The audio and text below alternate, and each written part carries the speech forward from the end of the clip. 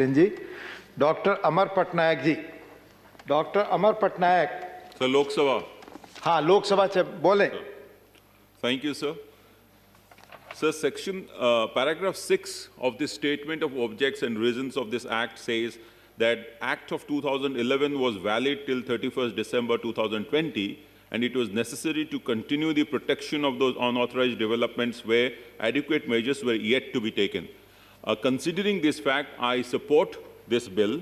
I would also like to draw the attention of Honorable Minister to a mission that was initiated very successfully in Orissa by Honorable Chief Minister of Orissa, Sri Naveen Patnaik. It's called the Jaga Mission, or Jaga Mission. Jaga means land. In October 2017, the Orissa government enacted the Orissa Land Rights to Slum Dwellers Act. This is one of the largest land titling initiative anywhere in the world.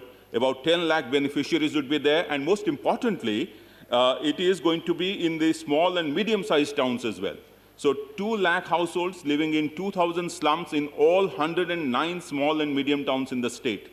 And technology using drones, imaginary, community mobilization were also were involved while designing this particular thing. So I would, while supporting this bill, I have only one concern, that the initiative that has been taken by the Orissa government, which has been internationally acclaimed, could probably be adopted while preparing the Master Plan 2041. My, in fact, concern is that the Master Plan 2041 has been delayed now for about 15 years. And bigger concern is the latest order decision by the Supreme Court on December 16, 2020, where the Supreme Court is questioning the regularization of unauthorized colonies on the ground, basically, of a moral hazard issue.